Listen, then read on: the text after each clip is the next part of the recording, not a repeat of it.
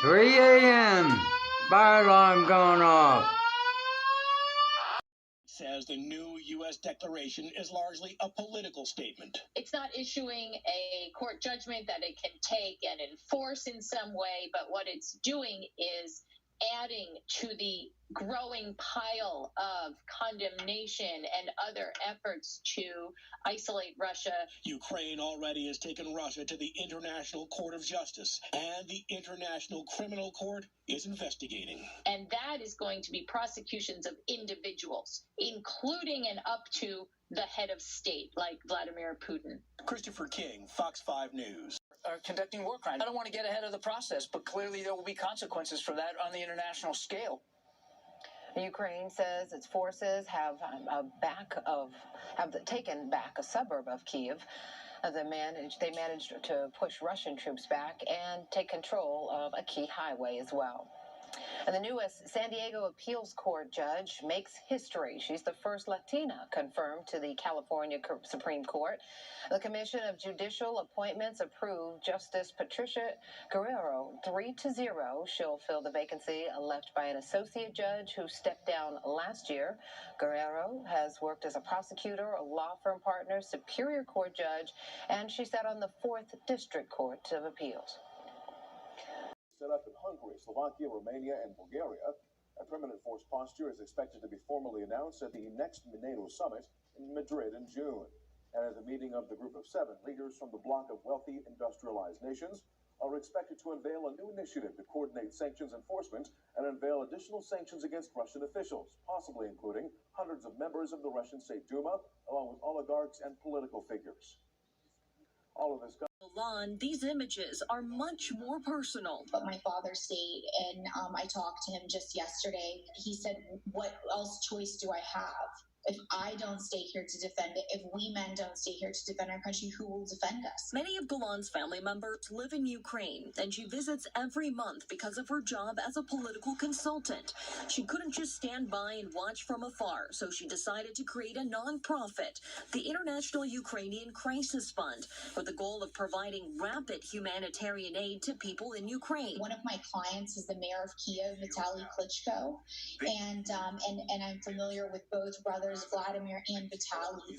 So I immediately invited Vladimir to be involved on the board. Golan says the organization has volunteers throughout Ukraine who are transporting medical supplies from nearby countries to hospitals, and they're also distributing food and basic necessities. Just last week, we launched a hotline where people can call in, and the most vulnerable cannot leave their homes, and we teamed up with iPost UA, which is a courier service that is delivering individual food packages to those places. The fund is also relocating women and children to neighboring countries. While she can't be there physically, Golan says she's thankful to those who've supported the fund and are allowing her to help in this way. I mean, we forget this is one of the largest kind of crises, largest number of refugees and displacement since World War II. And it's really happening in real time, and we're there to help. The organization gladly accepts donations, whether they're items or money. You can find much more information on how you can help on our website, fox5atlanta.com. In Atlanta, Janice Yu, Fox 5 News. And entities, more than 300 members of the Duma, oligarchs, and Russian defense companies would see those sanctions. Additionally, Biden says he believes Russia should be removed from the G20, but that decision will be up to the group as a whole. President Joe Biden met in Brussels Thursday for an urgent summit with NATO and Group of 7 leaders. At a G7 meeting, the group announced it is restricting the Russian central bank's use of gold in transactions, while the U.S. announced a new round of sanctions targeting more than 400 elites and members of the Russian State Duma. Previously, sanctions against Russian elites, the country's central bank, and President Vladimir Putin did not impact Russia's gold stockpile. Russia holds roughly $130 billion in gold reserves. White House officials said Thursday the move will further blunt Russia's ability to use its international reserves to prop up Russia's economy and fund its war against Ukraine. Meanwhile, the Biden administration announced more sanctions targeting 48 state-owned defense companies, 328 members of Russia's lower parliament, and dozens of Russian elites. The G7 and the European Union also announced a new effort to share information and coordinate responses to prevent Russia from evading the impact of sanctions that Western nations have levied. With 64% saying they were very or extremely concerned A majority of Americans, 56%, further think Biden hasn't done enough on Russia. Another 36% said his approach has been about right. As for how U.S. efforts to quell Russian aggression hurts Americans, the survey finds 55% say the bigger priority for the U.S. is sanctioning Russia as effectively as possible, even if it damages the U.S. economy. Material. This is not priced in risk assets. The argument that people make to justify this is that if nuclear annihilation happens, you can't hedge that risk, so you might as well hang on to your risk assets and watch them do well when nuclear war doesn't occur. This is false. It is false if the existing state of the world in which nuclear war has not occurred or not yet occurred underestimates the likelihood and the catastrophic consequences of a nuclear war happening. So I'm guessing that would be the same as biological warfare then. So I guess the other part I want to get to here is about the issue with energy prices, because there is a direct impact here with that. So how does that differ in terms of the reaction from markets? There clearly has been a major impact on prices of fossil fuels. Gas, oil, even coal, because Russia is a major supplier of these commodities, especially to Europe, and there have been material reductions in the supply of these commodities as a result of the conflict, and in addition, 3 a.m. Fire alarm going off. This used to be Fulton County Library. Now it's a dog park. And I hope we don't get no bad weather. I see this sidewalk got fixed, but and thank you. But it appears somebody doesn't know how to drive. How the hell did this thing get tore down and everything else is still in place? How the hell did they manage that?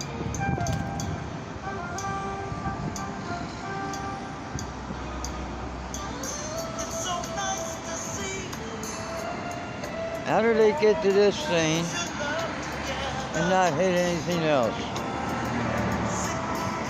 Everything changes, nothing remains the same.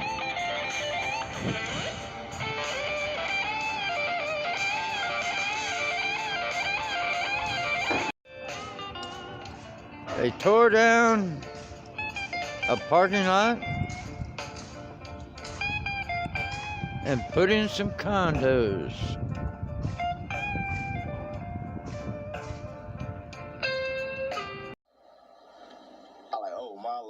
For 2 nights in a row, people all over Cartersville were rattled by the sound of an explosion. Yeah, it was really, really loud. You can hear across town. If other people, the people that was saying that they heard it, live on the other side of town.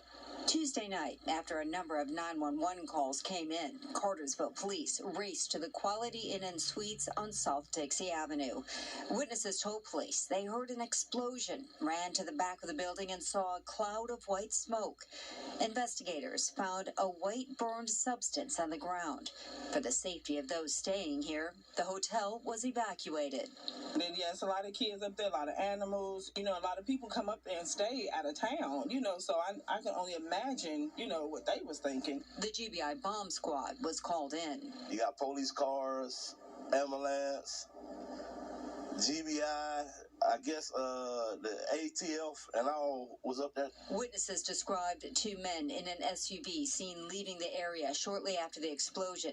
Police caught up with 27-year-old Tyler Spears and 31-year-old Corey Hanna. Both were arrested on charges of disorderly conduct and terroristic threats and acts. Those who live around here hope this is the end to the late-night frightening explosions. It was scary. My dog was scared. I was scared. The GBI against the abuse of executive power, against tyranny. Thank you, Senator. Senator Ossoff questioned her for 30 minutes as part of the first round of questioning. Republican senators, on the other hand, grilled Judge Jackson about sentencing child porn offenders and court packing. Yeah, Fox's Madeline Rivera is in Washington with more. On her third day before the Senate Judiciary Committee, Judge Ketanji Brown Jackson was once again pressed on whether she had been too lenient when sentencing child porn offenders. You think it is a bigger deterrent to take somebody who's on a computer looking at sexual images of children in the most disgusting way is to supervise their computer habits versus putting them in jail? No, Senator, I didn't say versus. That's exactly what you said. It's one of the testy exchanges in a hearing that has also featured other hot-button issues, like abortion, critical race theory, and court packing. We can't get an answer on court packing from her. Justice Ginsburg was against court packing, said that 9 was the right number. While Republicans have been frustrated, calling her answers evasive and unclear, Senate Democrats are praising her performance. Judge Jackson affirmed that she will approach her role on the Supreme Court with prudence. 6 men, 8 black, 4 white, were faced with the task of dissecting 8 days of testimony from some 20-plus witnesses to determine the fate of this woman. What are you expecting from the jury? Prosecutors told the jury after she helped get Kasim Reed elected, she took a job with the city in 2010 and began taking bribes to dole out lucrative city contracts to 2 local businessmen. I don't understand the question. E.R. Mitchell and Charles Richards have both already pled guilty to bribery conspiracy, and both testified they bribed Pastor Mitzi Bickers. Prosecutor Nathan Kitchens told the jury during closing arguments, when you follow the money trail in this case, it cuts through the lies and the manipulation. That money trail, painstakingly presented by the prosecution, showed city payments to E.R. Mitchell's company, followed by cash withdrawals, followed either immediately or soon after by cash deposits in Bickers' various accounts. Juror Tanya Dale, tell me what was the most important evidence in your mind that made you believe that Pastor Bickers accepted bribes? I believe, and I think all of us believe, that the paper trail itself really spoke for itself. You know, you got money coming out and then going in simultaneous with the dates of these payments, and it was overwhelming evidence. The jury found Pastor Bickers not guilty on a second bribery conspiracy count that alleged Bickers not only accepted bribes, but then paid bribes to others at City Hall.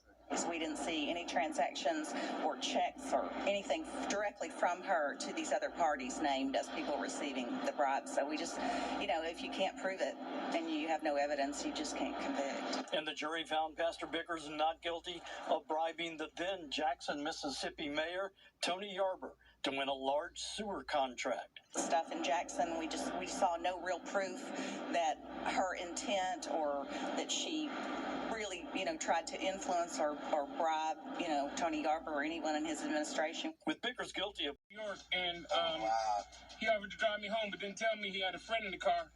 Hey, he's slinging that gas too. I'm Alex. That's Alex, and that's Charm right there. 3 a.m. Fire alarm going off.